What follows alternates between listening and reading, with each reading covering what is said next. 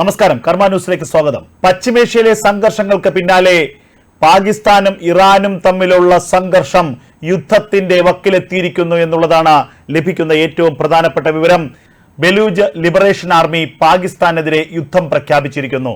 ഇറാനിലെ പ്രധാനപ്പെട്ട കേന്ദ്രങ്ങൾ റോക്കറ്റ് ആക്രമണം നടത്തി 9 പേരെ കൊലപ്പെടുത്തിയ പാകിസ്ഥാന്റെ നടപടിക്കെതിരെയാണ് ബലൂജ് ലിബറേഷൻ ആർമി ഇപ്പോൾ യുദ്ധം പ്രഖ്യാപിച്ചിരിക്കുന്നത്.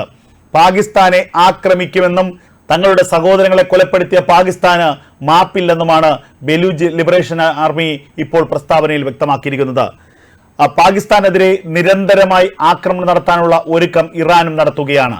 ഇറാൻ ഏത് നിമിഷവും പാകിസ്ഥാനിലേക്ക് മിസൈൽ ആക്രമണം നടത്തുമെന്നുള്ള ഭയം പാകിസ്ഥാനുണ്ട്. ഇക്കാര്യത്തിൽ ചൈനയുടെ ഇടപെടലാണ് ഇപ്പോൾ പാകിസ്ഥാൻ ആഗ്രഹിക്കുന്നത്. എത്രയും വേഗം ചൈന ഇടപെടണമെന്നും ഇറാനെ യുദ്ധത്തിൽ നിന്ന് പിന്തിരിപ്പിക്കണമെന്നും പാകിസ്ഥാൻ ആഗ്രഹിക്കുന്നു. ഇക്കാര്യത്തിൽ പാകിസ്ഥാൻ വിദേശകാര്യ മന്ത്രാലയം ചൈനീസ് വിദേശകാര്യ മന്ത്രാലയവുമായി ബന്ധപ്പെട്ടു എന്നുള്ള വിവരങ്ങളും പുറത്തു വരികയാണ്. ഈ വിഷയത്തിൽ ചൈന നേരത്തെ തങ്ങളുടെ നിലപാട് അറിയിച്ചിരുന്നു. ഇരു രാജ്യങ്ങളോടും വെടിനിർത്തണമെന്നും ഇരു രാജ്യങ്ങളും സംയമനവും സമാധാനവും പാലിക്കണമെന്നുമായിരുന്നു ചൈനയുടെ നിലപാട്. കാരണം ഈ രണ്ട് രാജ്യങ്ങളും ചൈനയെ സംബന്ധിച്ച് വേണ്ടപ്പെട്ടവരാണ്. കാരണം ഈ രണ്ട് രാജ്യങ്ങളെയും തലാതരം പോലെ ചൈന തങ്ങളുടെ ആവശ്യങ്ങൾക്ക് ഉപയോഗിച്ചിട്ടുണ്ട്. പ്രത്യേകിച്ച് ഇന്ത്യക്കെതിരെ കിട്ടുന്ന അവസരത്തിൽ ഇന്ത്യയുടെ സമാധാനം കെടുത്താനും ഇന്ത്യക്കെതിരെ ആഗോള വേദികളിൽ നിലപാടെടുക്കാനും ചൈന ഉപയോഗിക്കുന്ന അവരുടെ ടൂളുകളാണ് പാകിസ്ഥാനും ഇറാനും. അതിനുമപ്പുറം സമാനതകളുള്ളത് തീവ്രവാദത്തിന്റെ കാര്യത്തിലാണ്. ഇരു രാജ്യങ്ങളും തീവ്രവാദത്തെ പരമാവധി പരിപോഷിപ്പിക്കുന്ന രാജ്യങ്ങളാണ്. തീവ്രവാദത്തിന് വെള്ളവും വളവും നൽകി തീവ്രവാദത്തെ വളർത്തുന്ന രാജ്യങ്ങളാണ്. അങ്ങനെ തീവ്രവാദത്തിന് വളക്കൂറുള്ള മണ്ണായി സ്വന്തം രാജ്യത്തെ മാറ്റിയെടുക്കാൻ മത്സരിക്കുന്ന രണ്ട് രാജ്യങ്ങളാണ്. ആ രണ്ട് രാജ്യങ്ങളെ ചൈനയ്ക്ക് ഇനിയും ആവശ്യമുണ്ട്. ആ രണ്ട് രാജ്യങ്ങൾ തമ്മിലടിച്ച് അവരുടെ ശക്തി ക്ഷയിച്ചാൽ പിന്നീട് ആ ചൈനയ്ക്ക് ഇവരെ കൊണ്ട് വലിയ പ്രയോജനമുണ്ടാകില്ല. അതുകൊണ്ട് ഇവർ ശക്തരായിരിക്കുന്നത് ചൈനയ്ക്ക് എപ്പോഴും ആവശ്യമാണ്. അതുകൊണ്ട് തന്നെയാണ് ഈ രാജ്യങ്ങൾ തമ്മിൽ യുദ്ധം അരുത് എന്ന് ചൈന പറയുന്നതും ഇവർക്കിടയിൽ മധ്യസ്ഥ ചർച്ചകൾക്ക് ചൈന ഇത്രത്തോളം വെമ്പൽ കൊള്ളുന്നതും. എന്നാൽ കാര്യങ്ങൾ അത്ര സ്മൂത്തായി അവസാനിക്കുമെന്ന് കരുതാനാകില്ല. കാരണം ബലൂജ് ലിബറേഷൻ ആർമി വളരെ ശക്തമാണ്. ഇറാൻ പാകിസ്ഥാൻ അതിർത്തിയിൽ ശക്തമായ സ്വാധീനമുള്ള ഒരു സായുധ സംഘമാണവർ. അതുകൊണ്ട് തന്നെ പാകിസ്ഥാന്റെ പ്രദേശങ്ങളിലേക്ക് കടന്നു കയറി ആക്രമണം നടത്താനുള്ള വലിയ ശക്തി അവർക്കുണ്ട്. അത് അവർ കാണിച്ചു കൊടുക്കുമെന്ന് തന്നെയാണ് അവർ വ്യക്തമാക്കുന്നത്. അവരുടെ പ്രസ്താവനയിൽ പാകിസ്ഥാനെതിരെ യുദ്ധം പ്രഖ്യാപിച്ചിരിക്കുന്നു എന്ന് വ്യക്തമായി പറയുന്നു. അതായത് ഇറാനിലേക്ക് നടത്തിയ ആക്രമണത്തിന് പാകിസ്ഥാന് തിരിച്ചടി ഉണ്ടാകുമെന്നാണ് ഇപ്പോൾ ബലൂജ് ലിബറേഷൻ ആർമിയുടെ ഏറ്റവും പുതിയ പ്രസ്താവന വന്നിരിക്കുന്നത്. കഴിഞ്ഞ ദിവസമാണ് ഇറാന്റെ ആക്രമണത്തിന് മറുപടിയായി ഇറാനിലെ തന്ത്രപ്രധാനമായ 7 ഇടങ്ങളിലേക്ക് പാകിസ്ഥാൻ ഡ്രോൺ ആക്രമണം നടത്തിയത്. ആ ആക്രമണത്തിലാണ് 9 പേർ കൊല്ലപ്പെട്ടു എന്നുള്ള പ്രധാനപ്പെട്ട വിവരങ്ങൾ ലഭിക്കുന്നത്. 914 കിലോമീറ്റർ ദൂരമാണ് ഇറാനും പാകിസ്ഥാനുമായി അതിർത്തി പങ്കിടുന്നത്. ബലൂചിസ്ഥാൻ അടക്കമുള്ള മേഖലകൾ ഇതിൽപ്പെടുന്നതാണ്. ഇവിടെ നിരന്തരമായി സംഘർഷമാണ്. പാകിസ്ഥാനിൽ നിന്നുള്ള തീവ്രവാദ സംഘടനകൾ ഇറാനിലേക്ക് കയറി ആക്രമിക്കുന്നു. ഇറാനിലെ തീവ്രവാദ സംഘടനകൾ പാകിസ്ഥാനിലേക്ക് കയറി ആക്രമിക്കുന്നു. അതായത് മുസ്ലിം മതവിഭാഗത്തിൽ തന്നെ ശക്തരായ ഷിയ സുന്നി വിഭാഗങ്ങൾ തമ്മിലുള്ള പരമ്പരാഗതമായ പോര് തീവ്രവാദ ശക്തികൾ ഏറ്റെടുക്കുകയും തീവ്രവാദ സംഘടനകൾ ഏറ്റെടുക്കുകയും അവർ പരസ്പരം പോരടിക്കുകയും ചെയ്തു. ആദ്യഘട്ടത്തിലൊക്കെ തന്നെ ഭരണകൂടത്തിന്റെ പിന്തുണ ഈ ആക്രമണങ്ങൾക്കുണ്ടായിരുന്നു. അങ്ങനെ ഭരണകൂടത്തിന്റെ സാമ്പത്തികവും സൈനികവുമായ പിന്തുണയോടുകൂടി ഇത്തരം ചെറു തീവ്രവാദ സംഘടനകൾ വലിയ കരുത്തുള്ള തീവ്രവാദ സംഘടനകളായി മാറുന്ന കാഴ്ചയാണ് പാകിസ്ഥാനിലും ഇറാനിലും ഒക്കെ കണ്ടത്. ഏറ്റവും ഒടുവിൽ ഭരണകൂടങ്ങളെ പോലും ഈ തീവ്രവാദ സംഘടനകൾ നിയന്ത്രിക്കുന്ന സാഹചര്യങ്ങളിലേക്ക് എത്തി. ഇതാണ് ഇപ്പോൾ ഏറ്റവും പ്രധാനപ്പെട്ട കാര്യമായി മാറിയിരിക്കുന്നത്. ഇവരെ നിയന്ത്രിക്കാൻ ഇപ്പോൾ ഇറാനിലെ ഭരണകൂടത്തിനോ അല്ലെങ്കിൽ പാകിസ്ഥാനിലെ ഭരണകൂടത്തിനോ കഴിയുന്നില്ല.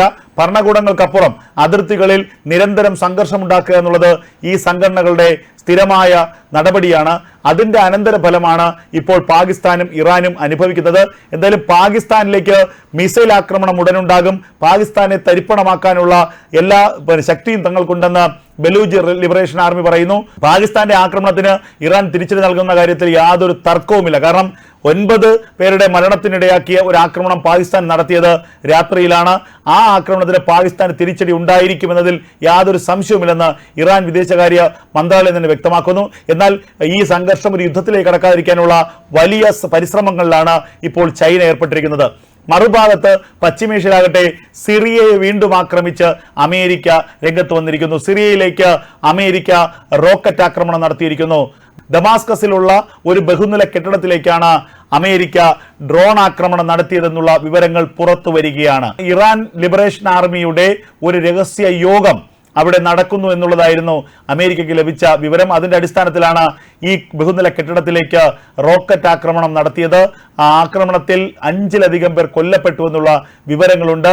ഈ ഇറാൻ ലിബറേഷൻ ആർമിയുടെ രഹസ്യ വിഭാഗത്തിന്റെ ഒരു യോഗം, ആ യോഗമാണ് അവിടെ നടന്നതെന്നുള്ള വിവരങ്ങൾ ലഭിക്കുന്നു. സിറിയയിലെ ഹിസ്ബുള്ള തീവ്രവാദ സംഘത്തിലെ ഒരു പ്രധാന നേതാവ് കൂടി ഇതിൽ കൊല്ലപ്പെട്ടു എന്നുള്ള വിവരങ്ങളാണ് ഇപ്പോൾ ലഭിക്കുന്നത്.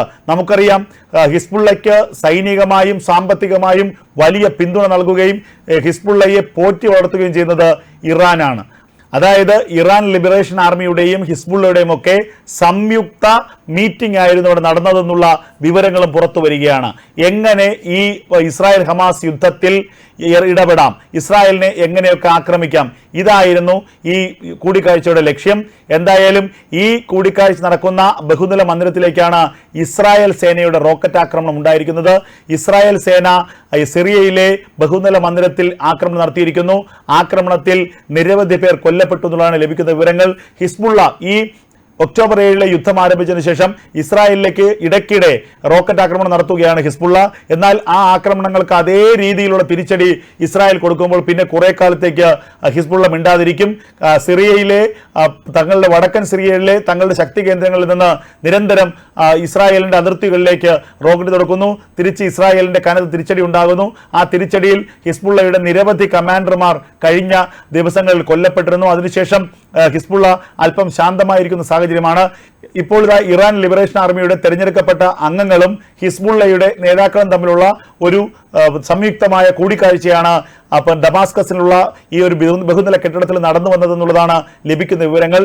ആ യോഗം നടന്ന ഇടത്തേക്കാണ് ഇപ്പോൾ ഇസ്രായേലിന്റെ സൈന്യം ആക്രമണം നടത്തിയിരിക്കുന്നത്. ആക്രമണത്തിൽ ആ മന്ദിരം തകർന്നു എന്നുള്ള വിവരങ്ങൾ പുറത്തു വരുന്നു.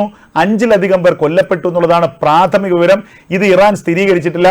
എന്നാൽ ഇസ്രായേലുമായി ബന്ധപ്പെട്ട വാർത്താ ഏജൻസികൾ നൽകുന്നത് ഇത്തരം ഒരു ആക്രമണം നടന്നു. ആ ആക്രമണത്തിൽ ഹിസ്ബുള്ളയ്ക്ക് വലിയ നാശനഷ്ടങ്ങൾ ഉണ്ടായിട്ടുണ്ട്. ഇറാന്റെ ചില ഇറാൻ ലിബറേഷൻ ഫോഴ്സിന്റെ ചില ആളുകൾ കൊല്ലപ്പെട്ടിരിക്കുന്നു. ദമാസ്കസിലുള്ള ആ ബഹുനില മന്ദിരം തകർന്നിരിക്കുന്നു. ഇതിനടുത്താണ് യമന്റെയും ഇറാന്റെയും ഒക്കെ എംബസികൾ സ്ഥിതി ചെയ്യുന്നത്. അങ്ങനെ ചരിത്രപരമായി വലിയ പ്രാധാന്യമുള്ള ഒരിടമാണ് ദമാസ്കസ്. ആ ദമാസ്കസിൽ നടന്ന ഇറാൻ ലിബറേഷൻ ആർമിയുടെയും ഹിസ്ബുള്ള തീവ്രവാദികളുടെയും ഒരു കൂടിക്കാഴ്ചയ്ക്കിടയിലേക്കാണ് ഈ ഇസ്രായേലിന്റെ റോക്കറ്റ് ആക്രമണം ഉണ്ടായത്. എന്തായാലും പശ്ചിമേഷ്യയിൽ ഉടനൊന്നും തന്നെ സമാധാനം പുനഃസ്ഥാപിക്കാൻ കഴിയില്ല എന്നുള്ള സാഹചര്യങ്ങളാണ് ഇപ്പോൾ പുറത്തു വരുന്നത്. എത്രയും വേഗം സമാധാനം പുനഃസ്ഥാപിക്കാൻ ഖത്തറും അമേരിക്കയും ശ്രമിക്കുമ്പോഴാണ് ഇസ്രായേൽ കൂടുതൽ രൂക്ഷമാക്കി ആക്രമണം തുടരുന്നത്. മറുഭാഗത്ത് ഹൂതികൾക്കെതിരെ അമേരിക്ക ആക്രമണം നടത്തുന്നു. ഹിസ്ബുള്ളയ്ക്കെതിരെ ഇസ്രായേൽ മറുഭാഗത്ത് ആക്രമണം നടത്തുന്നു.